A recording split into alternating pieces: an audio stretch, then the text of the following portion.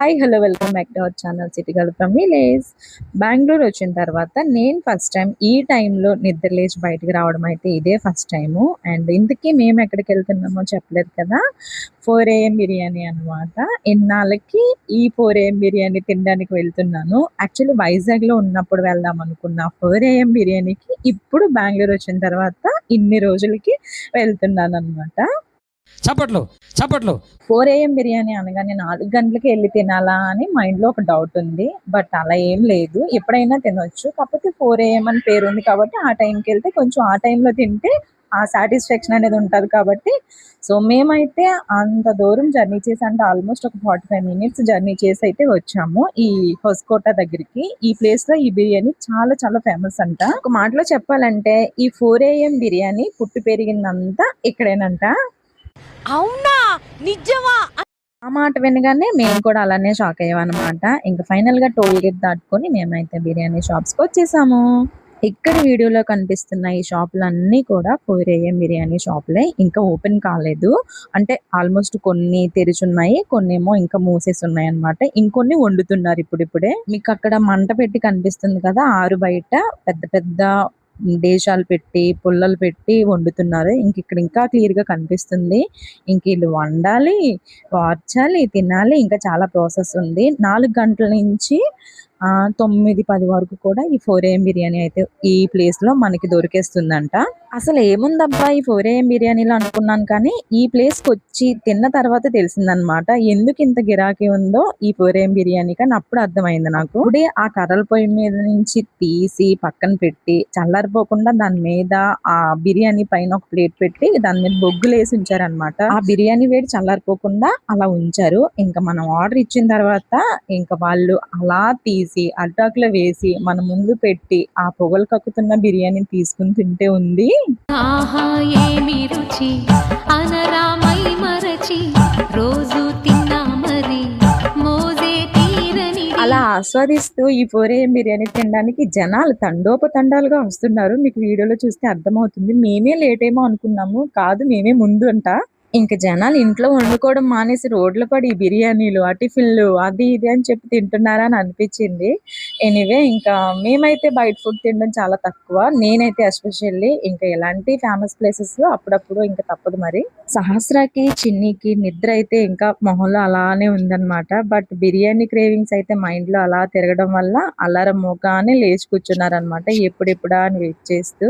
హొస్కోట 4 AM biryani అని చెప్పి ఎంత బిల్డప్ ఇచ్చింది అంటే ఇక్కడ చూస్తే చైర్స్ ఖాళీగా ఉన్నాయని ఏమో నన్ను అనుకుంటారేమో. వాళ్ళు తినేసి వెళ్ళిపోయిన తర్వాత క్లీన్ చేయడానికి ఆ టేబుల్స్ ఖాళీగా ఉన్నాయి. ఇక్కడ కనిపిస్తున్న ఈ జనాలంతా తినడానికి వచ్చారనమాట. అంటే ఇక్కడ జాబ్ చేస్తున్న వాళ్ళు కావచ్చు, చదివే వాళ్ళు కావచ్చు, వాటెవర్ వెళ్ళిపోయే వాళ్ళందరూ తినేసి వెళ్ళిపోతున్నారు. ఇంకా ఎప్పుడెప్పుడా అని వెయిట్ చేస్తున్న మా బిర్యానీ అయితే వచ్చేసింది ఫైనల్‌గా. క్రేవింగ్స్ అయితే అలా నోట్లో నీళ్ళు వచ్చేస్తున్నాయి. వచ్చిన తర్వాత ఒక్క క్షణం కూడా లేట్ చేయలేదు. వేడి వేడిగా ఉన్న బిర్యానీ చేతులు కాలిపోతున్నా, నోరు కాలిపోతున్నా ఊదుకుంటూ మరీ తినేసాము.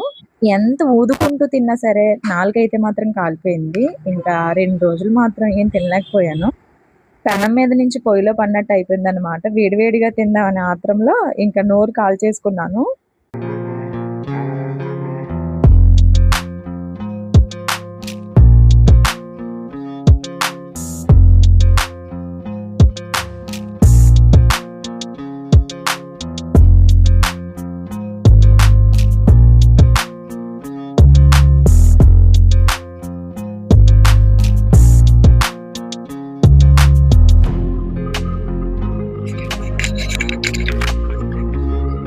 బిర్యానీతో పాటు రైతా ఒకటిచ్చారు. గ్రేవీ ఒకటిచ్చారు. నేనైతే అవేమీ యేసుకోలేదు. ఇంక లాస్ట్‌లో నోరు మండిపోతుందని చెప్పి రైతా యేసుకున్నాను.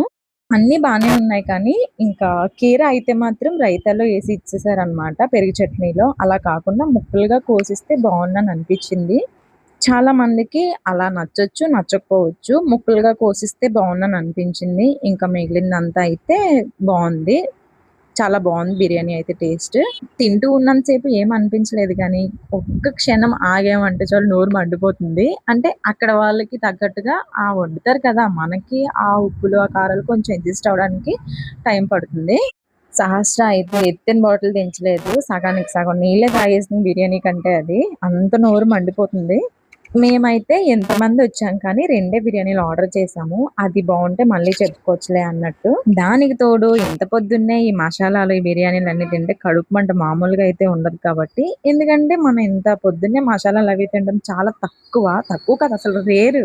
ఎవరైనా కొత్త వాళ్ళు వస్తే మనం ఎలా ఫీల్ అవుతామో, అలాగే నా పొట్ట కూడా ఆ రోజు ఎలా ఫీల్ అయిందంటే, నువ్వు నాకిష్టం లేదు ఎళ్ళిపో అన్నట్టు అనిపిచ్చింది.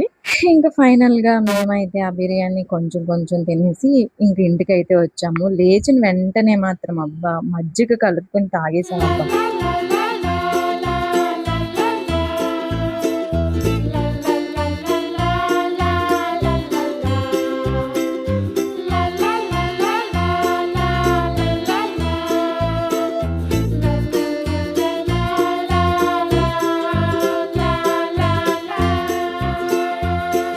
ఈ మ్యూజిక్ మాత్రం భలే దొరికిందబ్బా నాకు. ఎందుకంటే బిర్యానీ తిన్న తర్వాత మేము కూడా ఆ మంటకి లల్లలల్ల అనుకుంటూ బయటకొచ్చాము. బెంగుళూరు నుంచి మనం ఆంధ్రాకి రావాలి అంటే ఇప్పటి వరకు చూస్తున్న లైటింగ్‌తో ఒక గుడి ఉంది కదా! అక్కడే బస్సుంటాయన్నమాట. మనం అంటే ఉన్న చాలా స్టాప్స్ ఉన్నాయనుకో. బట్ ఎక్కువగా వచ్చేది ఆంధ్రాకి.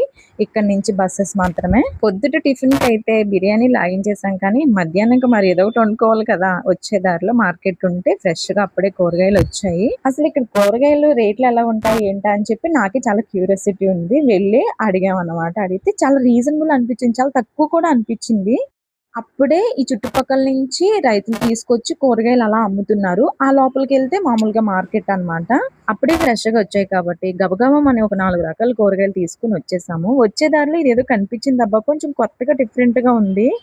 మీకెవరికైనా అదేంటో తెలిస్తే కామెంట్ చేయండబ్బా! ఎందుకంటే అది నాకు తెలుసుకోవాలని చాలా క్యూరియాసిటీతో ఉంది. వాళ్ళనడిగితే ఏదో కన్నడలో చెప్పారు.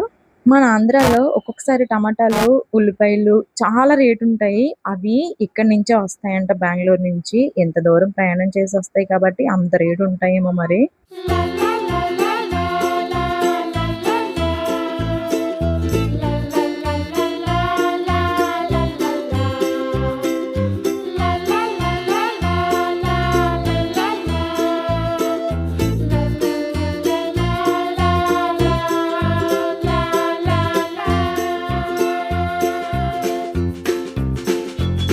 సో, ఇంక ఫైనల్‌గా మేము ఇంట్లో కావాల్సినయన్నీ తీసుకొని బిర్యానీ తినేసి మళ్ళీ ఇంటికైతే స్టార్ట్ అయిపోయాము.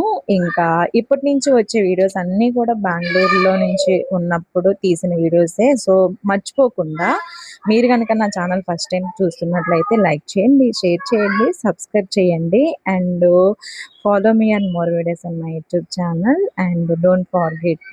Thanks for watching.